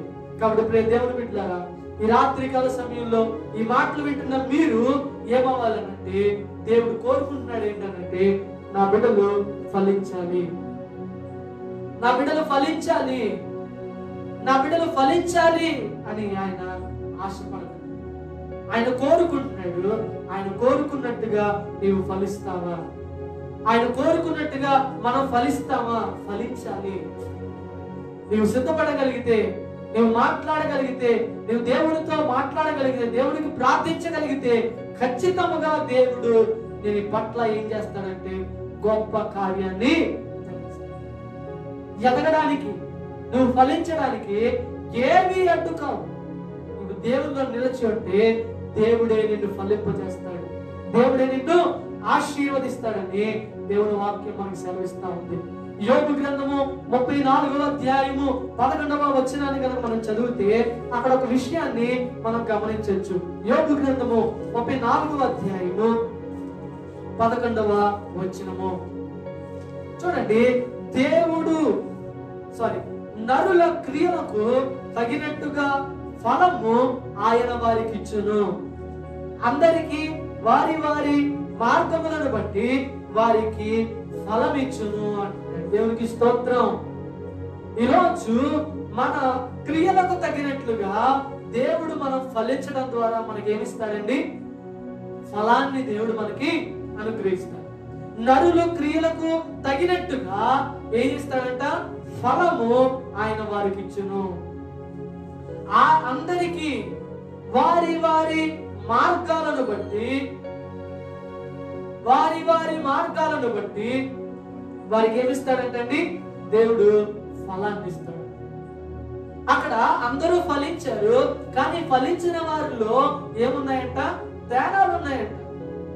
ఏంటి ఆ తేడాలంటే, ఒక ఆయన 30 దంతులుగా ఫలించాడు, ఒక ఆయన 60 దంతులుగా ఫలించాడు, ఒక ఆయన 100 దంతులుగా ఫలించాడు. అయితే ఇక్కడ దేవుని వాక్యం చెప్తుంది, నరులు క్రియలకు తగినట్లుగా, నరులు ఏ క్రియలైతే చేస్తారో, దేవుని దగ్గర ఏ గొప్ప కార్యాలయం తలపెట్టడానికి ముందుకు వస్తారో, ఏ గొప్ప పనులైతే దేవుని దగ్గర చేస్తారో, దేవుణ్ణి ఎవరైతే గణపరుస్తారో, వారి జీవితంలో వారు చేసిన క్రియల ద్వారా దేవుడు ఆ క్రియలకు తగినట్టుగా వారికి ఏమిస్తాడంట? ఫలాన్ని ఇస్తాడు. వారి వారి మార్గాలను బట్టి వారికి ఏమిస్తాడంటే దేవుడు ఫలాన్ని ఇస్తాడు. అయితే ఈరోజు నీవు కూడా ఫలించాలి. దేవుని ద్వారా దేవుడిచ్చే ఆ ఫలాన్ని నీవు నేను ఏమవ్వాలంటే పొందుకోవాలి, మనము పొందుకోవాలి. ఎందుకనంటే దేవుని బిడ్డలారా, ఎందుకు అనంటే మనము ఎండిపోకుండా, మనం కాలిపోకుండా, నిత్య నరకాగ్నిలో మనం వెళ్ళిపోకుండా ఉండాలంటే దేవుల్లో నిలిచి మనం పారివేయబడకూడదు, మనం ఎండిపోకూడదు, మనం అగ్నిలో వేయబడకూడదు, మనం కాలిపోకూడదు. మనం ఈ భూమి మీద ఎలా బ్రతుకున్నామో యేసయ్యతో కూడా యుగాలు మనం అలాగే బ్రతుకుంటాం. అలాగే జీవించాలంటే నీవు ఆయనలో నిలిచి ఉండాలి. ఆయన నిలిచి ఉన్న నీ జీవితంలో నువ్వు ఏ క్రియలైతే చేస్తున్నావో, ఏ క్రియల ద్వారా అయితే నువ్వు ఫలిస్తున్నావో, అలా ఫలించిన నీ జీవితంలో దేవుడు ఒక శ్రేష్టమైన ఫలాన్ని దేవుడు నీకు అనుగ్రహిస్తాడు. నీ క్రియలకు తగినట్లుగా దేవుడు నీకు ఫలాన్ని అనుగ్రహిస్తాడు. నీ మార్గాలకు తగినట్లుగా దేవుడు నీకు ఫలాన్ని అనుగ్రహిస్తాడు. చూడండి, కీర్తన గ్రంథంలో మనం చూస్తాం, అక్కడ 1-3 అతడు నీటి కాలువల నాటబడి ఆకు వాడక తన కాలమందు ఫలమిచ్చు చెట్టు వలె ఉండును అంటాడు. దేవునికి స్తోత్రం. ఆకు వాడక నీటి కాలువల నాటబడిన వాడే. ఈరోజు నీవు ఆశీర్వదించేవాడిని, దీవించేవాడిని, ఫలించే ఆయనను నువ్వేం చేసుకున్నావు అంటే విడిచిపెట్టుకుంటున్నావు. ఈరోజు నీవు నీటి దగ్గర ఉంటే ఫలిస్తావా, లేకపోతే ఎండిపోయిన దగ్గర ఉంటే ఫలిస్తావా? నీటి దగ్గర ఉంటేనే ఫలిస్తావు, నీటి దగ్గర ఉంటేనే ఫలాలు ఇస్తావు, నీటి దగ్గర ఉంటేనే నువ్వేమవుతావంటే ఆశీర్వదించబడతావు. అతను నీటి కాలువల నాటబడినదే. ఆకు అంట ఏమవుదంట, వాడిపోదంట. తన కాలమందు ఏమిస్తుందంట, చెట్టు ఏమిస్తుందండి, ఫలమిచ్చే చెట్టు వలె ఉంటాడంట. దేవునికి స్తోత్రం. ఈరోజు ఒక విషయం ఏంటంటే, మా ఇంటి పక్కన ఒక పెద్ద చెట్టు. ఆ చెట్టు ఏంటంటే మామిడికాయ చెట్టు. అయితే ఆ చెట్టు నిండా ఏముంటాయంటే విస్తారమైన ఆకులు వచ్చేస్తాయి. ఈ సీజన్ చాలా ఆకులు వచ్చేస్తాయి. ఎన్ని కాయలు కాస్తాయి? దాని నిండా కాయలు కాసేస్తాయి అంటే దాని నిండా కాయలు కాయ. ఆ ఆకుల్లో ఎక్కడో 1, 2, 3 కాస్తాయి. దాని వలన ఏం లేదనంటే ప్రయోజనం లేదు. ఆ సంవత్సరానికి కాసే ఒక 2, 3 కాయల కోసం సంవత్సరం అంతా దానికి ఏం చేయాలో తెలుసా? సాక్రీ చేయాలి. చూడండి, ఎందుకు ఈ మాటలు చెప్తా ఉన్నానంటే, నిన్ను దేవుడు నాటినప్పుడు, నీలో దేవుడు విత్తనం పడినప్పుడు, ఆ విత్తనము ఏమవ్వాలంటే ఫలించాలి. నీ చెట్టు ఏమవ్వాలంటే ఫలాలు ఇవ్వాలి. నీలో ఆ ఫలించే ఆ ఫలముకు తగిన క్రియలు నీలో కనబడాలి. అలా కనబడకపోతే నీ వల్ల దేవునికి ఏం లేదు, ప్రయోజనము లేదు. మన వల్ల దేవునికి ఏం లేదంటే ప్రయోజనం లేదు. కాబట్టి ప్రియ దేవుని బిడ్డలారా, ఈరోజు మన వల్ల దేవునికి ఏం కలగాలి? ప్రయోజనము. ఆకు వాడక తన కాలమందు ఫలమిచ్చే చెట్టులాగా ఈరోజు ప్రతి క్రైస్తవుడు ఉండాలని దేవుని వాక్యం మనకు సెలవిస్తాం. ఫలాలు ఇచ్చే చెట్టులాగా నీ క్రియలకు తగిన ఫలాన్ని నువ్వు పొందుకునేలాగా ఉండాలి అని దేవుని వాక్యం మనకు సెలవిస్తాం. అయితే ప్రియ దేవుని బిడ్డలారా, చివరిగా ఒక మాట నేను చెప్తాను. ఏంటంటే, అపరంజి కంటే వెండి కంటే ఆయన ఇచ్చే ఫలం ఎలాంటిదంటే మంచిది. ఈరోజు నువ్వు ఏదో ఆయనకి వేరుగా ఉండి బంగారాన్ని, డబ్బుని సంపాదించాలనుకున్నావేమో, ఆయనకు వేరుగా ఉండి ఎట్లాంటి ఏమి సంపాదించినా అవేవి మంచివి కావు, అవేవి శాశ్వతమైనవి కావు, అవన్నీ కూడా తాత్కాలికమైనవే కనుక ప్రియ దేవుని బిడ్డలారా, ఈరోజు వెండి కంటేను, బంగారము కంటేను, అపరంజి కంటేను, మేడలు, మిద్దెలు కంటేను ఆయన ఇచ్చే ఫలము మంచిది. దేవునికి స్తోత్రం. ఆయన ఇచ్చే ఫలం మంచిది. ఆ ఫలాన్ని పొందుకో. ఆ ఫలాన్ని పొందుకొని దీవించబడు, ఆశీర్వదించబడని ప్రభు పక్షాన దేవుని లేఖన భాగాల్లో నుండి నేను మీకు ఈ విషయాన్ని తెలియజేస్తూ ఉన్నాడు. అయితే ఒక దైవజనుడు ఉన్నాడు. ఎవరు ఆ దైవజనుడి పేరు ఏంటంటే జాన్ హస్ అనే ఒక దైవజనుడు ఉన్నాడు. జాన్ హస్ అనే ఒక దైవజనుడు ఏమన్నాడంటే క్రైస్తవుని గురించి ఒక మాట చెప్పాడు. ఏమనంటే, నిజమైన క్రైస్తవులు సత్యాన్ని వెతుకుతారు, సత్యాన్ని వింటారు, సత్యాన్ని బోధిస్తారు, సత్యాన్ని ప్రేమిస్తారు, సత్యములో నిలిచి ఉంటారు, మరియు మరణించే వరకు సత్యాన్ని ఏం చేస్తారంట? కాపాడుతారు అని జాన్ హస్ అనే ఒక దైవజనుడు ఈ మాట. సత్యాన్ని ఏం చేస్తారంటే నిజమైన క్రైస్తవులు వెతుకుతారంట. సత్యాన్ని నిజమైన క్రైస్తవులు ఏం చేస్తారంట? వింటారంట, సత్యాన్ని బోధిస్తారంట, సత్యాన్ని ప్రేమిస్తారంట, సత్యంలోనే ఏమవుతారంట? నిలిచి ఉంటారంట. మరణించే వరకు కూడా, మరణం వరకు కూడా ఏం చేస్తారంటే సత్యాన్ని కాపాడుతారు. ఈరోజు జాన్ హస్ అనే ఈ గొప్ప దైవజనుడు ఈ దేనికి ఎందుకు ఈ యొక్క దైవజనుడు పనిచేస్తే ఒక ఆశ కలిగి ఉన్నాడు. ఏమనంటే ఆ కాలంలో, ఆయన జీవించిన కాలంలో, ఆయన పరిచయం చేసిన కాలంలో లాటిన్ భాషలో మాత్రమే బైబిల్ ఉండేదంట. లాటిన్ భాషలో మాత్రమే బైబిల్ ఉండేదంట. అయితే ఆ బైబిల్ కూడా ఏమయ్యేదనంటే ఆ యొక్క మందిరాల్లో దాన్ని గొలుసులు కట్టి ఆ బైబిల్ ఎవరికి కూడా తెలిసేది కాదు. అయితే ఈ యొక్క జాన్ హస్ అనే గొప్ప దైవజనుడు ఏమనుకున్నాడంటే, అక్కడ ఆయన పోరాడాడు. ఏమనంటే ఇది బైబిల్ మన భాషలోనే కాదు, ఎవరో అధికారులే ఆ లాటిన్ భాషలో చదివేవారంట, కానీ ఎవరికి కూడా చదవడానికి అవకాశం ఉండేది కాదంట. అయితే ప్రియ దేవుని బిడ్డలారా, ఏం జరిగింది అని అంటే ఆ యొక్క జాన్ హస్ అనే దైవజనుడు ఆయన పోరాటం చేశాడు. ఏమని పోరాటం చేశాడనంటే, ఈ బైబిల్ గ్రంథము, పరిశుద్ధ గ్రంథము ప్రతి ఒక్కరు కూడా చదువుకోవడానికి తమ భాషల్లో ముద్రించబడాలి, ప్రతి ఒక్కరికి తమ భాషల్లో బైబిల్ ముద్రించబడాలి అని చెప్పి జాన్ హస్ అనే గొప్ప దైవజనుడు ఏం చేశాడంటే పోరాటాలు చేశాడు. ఆయన చేసిన పోరాటాలు అక్కడ ఉన్న వారికి నచ్చక అతన్ని ఏం చేశారంటే ఎన్నో చిత్రహింసలు పెట్టి అతన్ని ఏం చేశారంటే చివరికి అతన్ని దేవుని బిడ్డలారా అతన్ని ఏం చేశారంటే చివరికి అతన్ని అగ్నిలో కాల్చివేసేసారు. తప్పుడు బోధలన్నిటిని గురించి ఆయన పలు విధాల పుస్తకాలను రాశాడు. తప్పు మార్గాలన్నిటిని గురించి సత్యాన్ని ప్రజలందరికీ బోధిస్తూ ఉన్నాడు.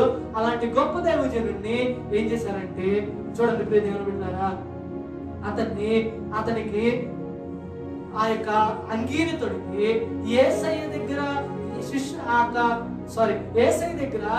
ఎలాగైతే అంగీలు లాక్కున్నారో సైనికులు, అలాగే అక్కడ ఆయనను నిలబెట్టి ఆయనకు ఆ యొక్క సేవకుని యొక్క అంగీని తొడిగి ఏం చేశారంటే ఆయన దగ్గర ఉన్న అంగీని లాగేసుకున్నారు, హేళన చేశారంట. యేసయ్యను ఎలాగైతే హేళన చేశారో ఆయనను కూడా హేళన చేశారు. అప్పుడు ఆయన అన్నాడంట, అయ్యా నీవే నాకంటే గొప్ప హేళన నువ్వు అనుభవించావయ్యా, ఇది నాకు ఏమీ ఎక్కువ కాదు. తర్వాత ఏం చేశారంటే ఆయనను ఒక కాగితంతో ఆ యొక్క దయ్యాల బొమ్మలు వేసి ఏం చేశారంటే ఒక కాగితంతో ఒక కిరీటాన్ని చేసి ఆయనకు పెట్టారు. అప్పుడు అన్నాడంట, అయ్యా నీవు ముండ్ల కిరీటాన్నే పెట్టుకున్నావయ్యా, నా కోసం నువ్వు ముండ్ల కిరీటాన్ని పెట్టుకున్నావు, ఇది నాకేమీ ఎక్కువ కాదు.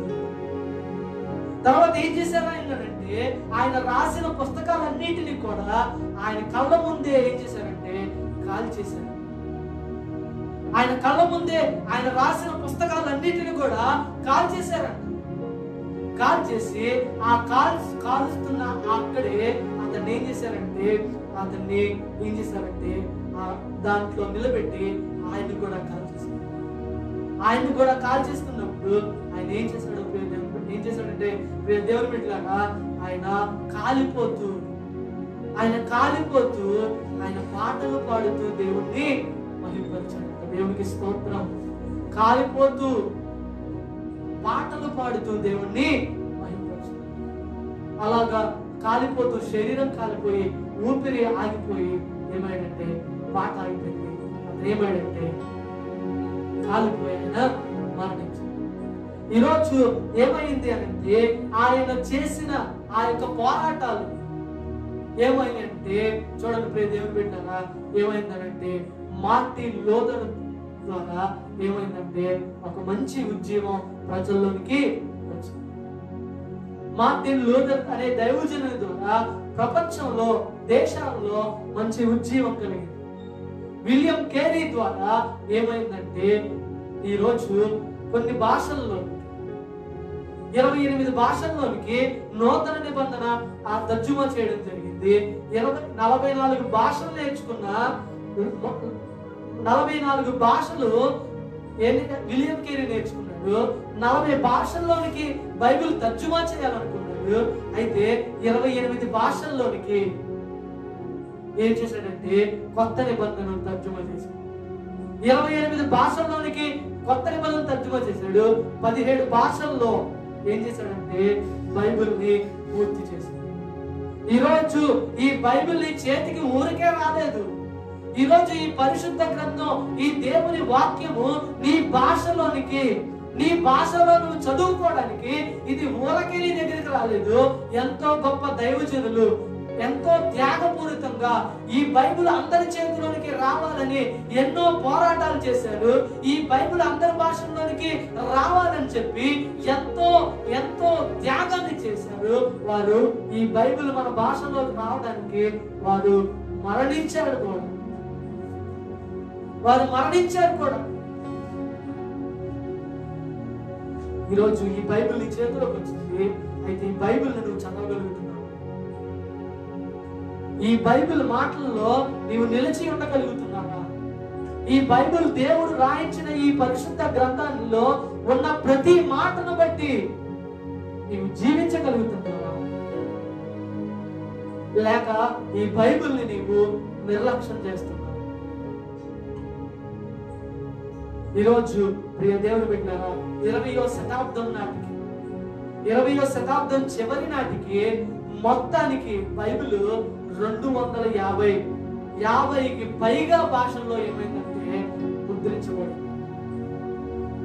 250 భాషలకు పైగా పరిశుద్ధ గ్రంథం బైబిల్ ఏమైందనంటే ముద్రించబడింది.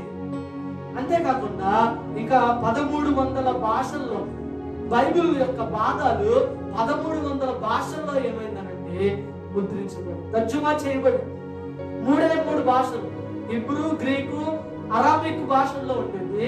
లాటిన్ భాషలో ఉండే బైబిల్ 3 భాషల్లో ఉండే బైబిల్ ఏమైందంటే ఈ రోజు ఏమైందనంటే కొన్ని వేల భాషల్లోనికి తర్జుమా చేయబడింది. దేవునికి స్తోత్రం. కొన్ని వేల భాషల్లోనికి తర్జుమా చేయబడిన ఈ పరిశుద్ధ గ్రంథం ఈరోజు నీ భాషలో కూడా తర్జుమా చేయబడింది. ఎందుకంటే దేవుని మాటలు నువ్వు కూడా తెలుసుకోవాలి. దేవుని మాటలు నువ్వు కూడా వినాలి. దేవుని మాటలు నీకు కూడా బోధించబడాలి. దేవుని మాటలు ఏది సత్యమో ఏది అసత్యమో నీవు తెలుసుకోవాలి. సత్యాన్ని నువ్వు వినాలి, సత్యాన్ని నువ్వు ప్రేమించాలి, సత్యాన్ని నువ్వు బోధించాలి. సత్యములో నీవేమై ఉండాలంటే నిలిచి ఉండాలి. మరణించే వరకు నీవు సత్యాన్ని కాపాడాలి అని దైవజనుడు జాన్ హస్ అనే దైవజనుడు కోరుకుంటాడు. ఆయన ఈ మాటలు ఆయన రాశాడు. కాబట్టి ప్రియ దేవుని బిడ్డలారా, ఈ రాత్రికాల సమయంలో ఈ మాటలు వింటున్న నీ జీవితంలో నీవు ఫలించాలని దేవుడు కోరుకుంటున్నాడు. నీవు ఫలించాలని చెప్పి నీకు తెలియని భాషలో నీకు ఎవరు బోధించినా నీకు అర్థం కాదని ఆయనే స్వయంగా కొంతమంది దైవజనులను వాడుకొని దేవుడు నీ భాషలోనికి దేవుడు పరిశుద్ధ గ్రంథాన్ని ఇచ్చాడు. ఈ మాటలు నువ్వు చదివితే, ఈ మాటలు నువ్వు చదివి ఈ మాటల ప్రకారం నువ్వు జీవిస్తే, ఈ మాటలకు లోబడితే, ఈ మాటలు గ్రహిస్తే, ఈ మాటలు అవలంబించుకుంటే, ఈ మాటలు నీవు మంచి యోగ్యమైన మంచి మనసుతో ఈ మాటలు నువ్వు అంగీకరిస్తే ప్రియ దేవుని బిడ్డలారా నీవు ఫలిస్తావు. నీ జీవితంలో నువ్వు ఎదుగుతావు. నీ జీవితంలో నువ్వు అభివృద్ధి చెందుతావు. నీ జీవితంలో నీవు ఆశీర్వదించబడతావు. నీ జీవితం ద్వారా నీవు అనేకులకు ఆశీర్వాదకరంగా, అనేకులకు మాదిరికరంగా నీవు జీవిస్తావని దేవుని వాక్యం స్పష్టంగా మనకు తెలియజేస్తా ఉంది.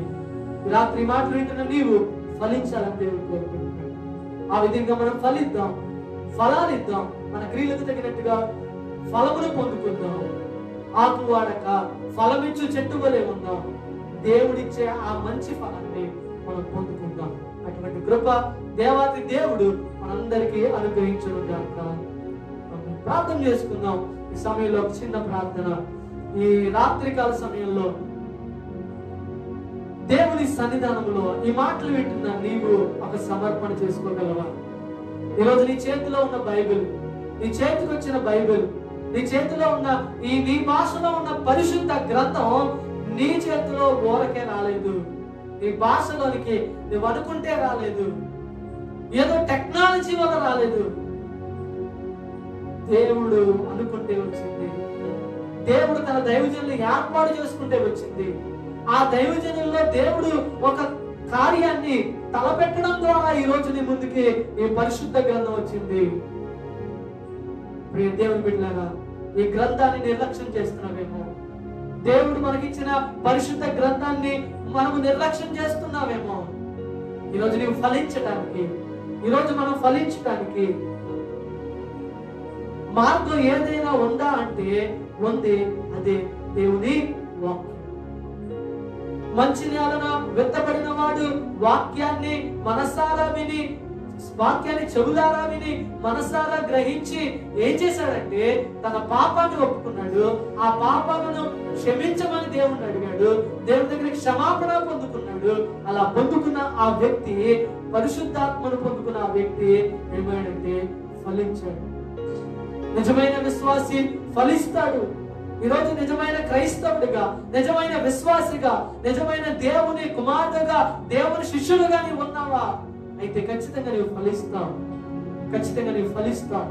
నువ్వు అలా లేకపోతే ఈ రోజు నుంచైనా మనము అలా ఉండాలని, అలా జీవించాలని ఒక తీర్మానాన్ని తీసుకుందాం. ఒక శ్రేష్టమైన, బలమైన, దృఢమైన ఒక తీర్మానాన్ని తీసుకోగలిగితే దేవుడు నీ జీవితంలో గొప్ప కార్యాలు ఆయన జరిగిస్తాడు. మన జీవితంలో ఆయన గొప్ప కార్యాలు జరిగిస్తాడు. పరిశుద్ధుడా, ప్రేమ కలిగిన మా తండ్రి, మహోన్నతుడానికి వందనాలు, స్తోత్రాలు ప్రభువా. ఈ రాత్రికాల సమయంలో నీ మాటలు వినటానికి, నీ వాక్యాన్ని వినటానికి, నీ వాక్యములో కొన్ని సత్యాలు మేము నేర్చుకోవటానికి దేవుని మాకు ఇచ్చిన అవకాశాన్ని బట్టి నీకు వందనాలు. 7 రోజుల ప్రార్థన ఉజ్జీవ కూడికల్లో తండ్రి, మొదటి దినము నుండి ఈ రోజు వరకు కూడా నీ వాక్యమునికి ఉన్న విశిష్టతను, నీ వాక్యములో ఉన్న ఆ యొక్క బలాన్ని, వాక్యములో ఉన్న సత్యాన్ని ప్రభువా మీరు మాకు తెలియజేసినందుకు, మాకు నేర్పించినందుకు నీకు వందనాలు. ఎందరైతే నీ మాటలు విన్నారు, ఎందరైతే నీ మాటలు వింటున్నారో వారందరి జీవితాల్లో నీ వాక్యము ద్వారా గొప్ప కార్యాలు మీరు జరిగించమని ప్రార్థన చేస్తున్నాం. అయ్యా నాయన, మొదటి రోజు నుండి చివరి రోజు వరకు తండ్రి, అయ్యా మేమైతే ఎంతో కలవరపడ్డాం, ఆందోళన పడ్డాం. అయినప్పటికీ తండ్రి నీవు ధైర్యాన్ని ఇచ్చి, ధైర్యపరిచి, దృఢపరిచి, బలాన్ని ఇచ్చి, ఆత్మీయతలో నాయన మమ్మల్ని వర్ధిల్లింపజేస్తున్నది నీకు వందనాలు చెల్లిస్తున్నాం. ఈ యొక్క కూడికలన్నీ చేయగలగా జరిగించో నీకు వందనాలు. ఆయన ఇవే కాదు కానీ ఇంకా బలమైన కార్యాలు నీ కొరకు మేము తలపెట్టడానికి, బలమైన కార్యాలు నీ కొరకు మేము చేయటానికి సహాయం చేయమని ప్రార్థన చేస్తున్నాం.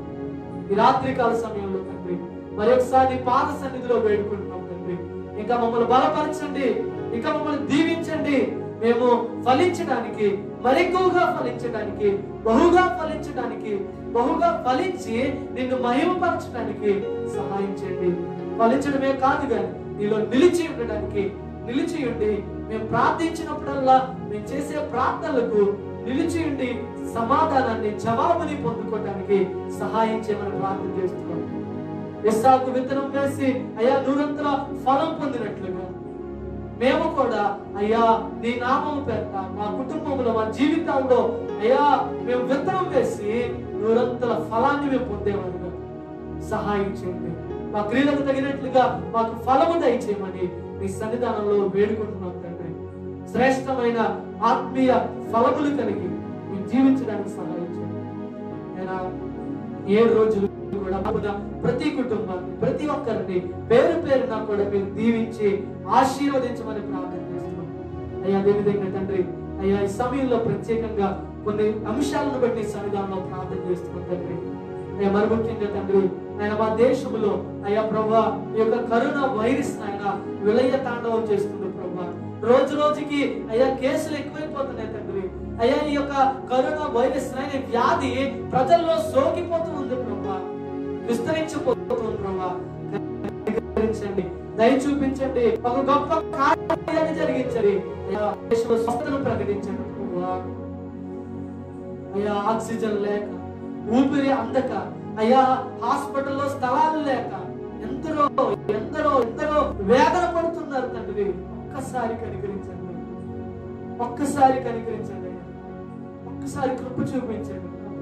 ఈ సన్నిధానంలో వేడుకుంటున్నాం తండ్రి.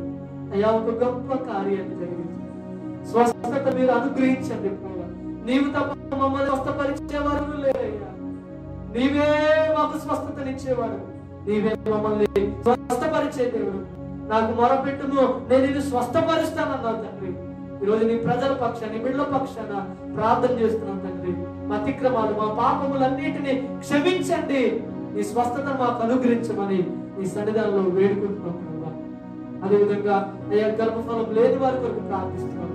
అయ్యా ఎవరైతే గర్భఫలము లేక వివాహం జరిగి అనేక సంవత్సరాలు గర్భఫలం లేకున్నారో వారందరినీ మీరు జ్ఞాపకం చేసుకోండి. నీ బిడ్డలకు శ్రేష్టమైన బహుమానాలు, శ్రేష్టమైన గర్భఫలాన్ని నీ బిడ్డలకు మీరు అనుగ్రహించండి, సహాయం చేయండి ప్రభా. అదేవిధంగా గర్భంతో ఉన్న వారి కొరకు ప్రార్థన చేస్తున్నాం. ఎవరైతే గర్భంతో ఉన్నారో తండ్రి వారందరూ సుఖమైన కాన్పు కలగడానికి సహాయం చేయమని ప్రార్థన చేస్తున్నాం. తల్లికి బిడ్డకు క్షేమాన్ని మీరు అనుగ్రహించమని ప్రార్థన చేస్తున్నాం. ఉద్యోగాలు లేని వారికి ఉద్యోగాలు దయచేయండి ప్రభా. చేతి పనులు లేని వారికి చేతి పనులు దయచేయండి ప్రభా. వ్యాపారాలు లేని వారికి వ్యాపారాలు దయచేయండి ప్రభా. మరి ముఖ్యంగా రక్షణ లేని వారికి రక్షణ దయచేయమని నీ సన్నిధానంలో వేడుకుంటున్నాం తండ్రి. గొప్ప కార్యాలు జరిగించండి, గొప్ప మేలు జరిగించండి, ఇవే మహిమ పొందుకోమని సన్నిధానంలో వేడుకుంటున్నాం. మొదటి రోజు జయకరంగా జరిగించండి, రెండో రోజు జయకరంగా జరిగించండి, మూడో రోజు జయకరంగా జరిగించో యేసయ్యా నీకు వందనాలు. నాలుగో రోజు జయకరంగా జరిగించో నీకు వందనాలు. ఐదో రోజు జయకరంగా జరిగించో నీకు వందనాలు. ఆరో రోజు జయకరంగా జరిగించో యేసయ్యా నీకు వందనాలు. ఏడో రోజు జయకరంగా జరిగించో నీకు వందనాలు. 7 రోజులు సంపూర్తి చేసుకోవడానికి దేవా నీవు ఇచ్చిన అవకాశాన్ని బట్టి నీకు వందనాలు చెల్లిస్తున్నాను. ఆయన నీ దాసుని నిలబెట్టుకొని నీ ఆత్మ చేత అభిషేకించు. ఆయన నీ వాక్యములో నుండి కొన్ని సత్యాలు మాకు నేర్పించినందుకు నీకు వందనాలు. యేసయ్యా మా పరిచర్య జ్ఞాపకం చేసుకోండి. ఈ పరిచర్య, ఈ ఫెయిత్ ప్రేయర్ ఫెలోషిప్ మినిస్ట్రీ అనే ఈ పరిచర్యను మీరు ఆశీర్వదించండి, దీవించండి. అనేకులకు దీవెనకరంగా మాదిరికరంగా ఉండటానికి ఆయన నీలో నిలిచి ఫలించటానికి, బహుగా ఫలించటానికి, ఈ పరిచర్య విస్తరించటానికి, ఫలాలు ఇచ్చేలా ఉండటానికి సహాయం చేయమని సన్నిధానంలో ప్రార్థన చేస్తూ ఈ సన్నిధానంలో వేడుకుంటున్నాను. అనేక మంది దైవజనులు ఉన్నారు. అయ్యా దైవజనుల్ని వారి కుటుంబాలను, వారు చేస్తున్న సంఘాలను, పరిచయలను దీవించి ఆశీర్వదించమని సన్నిధానంలో ప్రార్థన చేస్తున్నాం. అయ్యా ముఖ్యంగా తండ్రి అయ్యా దైవజనులు అయ్యా ఎలీషా గారికి ప్రార్థన చేస్తున్నాం తండ్రి. ఈ రాత్రికాల సమయంలో ప్రభా అయ్యా నీ సన్నిధానంలో వేడుకుంటున్నాం ప్రభా. ఎలీషా గారిని మీరు జ్ఞాపకం చేసుకోండి అయ్యా. దైవజనులు అయినా ప్రభా అయ్యా దాదాపుగా ఆయన 15 సంవత్సరాల నుండి పరిచర్య చేస్తున్నారు తండ్రి. అయ్యా పరిచర్యలో ఆశీర్వాదాన్ని, పరిచర్యలో దీవెనను, పరిచర్యలో ఫలింపుని మీరు దయచేయండి. వారు చేస్తున్న పరిచర్యను మీరు దీవించండి, వారి కుటుంబాన్ని దీవించండి, వారి కుటుంబాన్ని ఆశీర్వదించమని ప్రార్థన చేస్తుంది. దైవజనులకి అయ్యా వాహనం లేదు ప్రభా. అయ్యా నీ యొక్క పని కొరకు ఆయన వాహనం లేదు కనుక తండ్రి అయ్యా వాహనం కొరకు ఎంతో ఇబ్బంది పడుతున్నారు తండ్రి. ఆ వాహనం ఆయన నీ నామములో నీ యొక్క సేవకునికి మీరు అనుగ్రహించమని ప్రార్థన చేస్తున్నాం. ఈ సేవకునికి వాహనము దయచేయమని ప్రార్థన చేస్తున్నాం. ఎవరి ద్వారా ఇస్తామో ఎలా ఇస్తామో మాకు తెలియదు కనుక నీ సేవకుని పరిచర్య చేయడానికి, నీ సేవలో మరింతగా ముందుకు వెళ్ళటానికి నీవు వాహనాన్ని అనుగ్రహించమని సన్నిధానంలో వేడుకుంటున్నాం.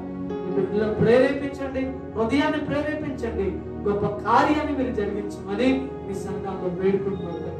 ఇంతవరకు జరిగిన ఈ కూడికలన్నిటిని బట్టి నీకే మహిమ, ఘనత, ప్రభావాలు ఆరోపిస్తూ యేసయ్య అతి శ్రేష్టమైన నామంలో అడిగి వేడుకొని ప్రార్థిస్తున్నాం పరమ తండ్రి. ఆమేన్. పరమ తండ్రి అయిన దేవుని ప్రేమయు, కుమారుడును రక్షకుడైన యేసు క్రీస్తు వారి యొక్క కృపయు, ఆరాధకర్త పరిశుద్ధాత్ముని యొక్క అన్యోన్య సహవాసము ఆయన సన్నిధి ఇప్పుడు ఎల్లప్పుడు మనకును, మన కుటుంబాలకును, దేశమునకును తోడై ఉండి నడిపించును గాక. ఆమేన్.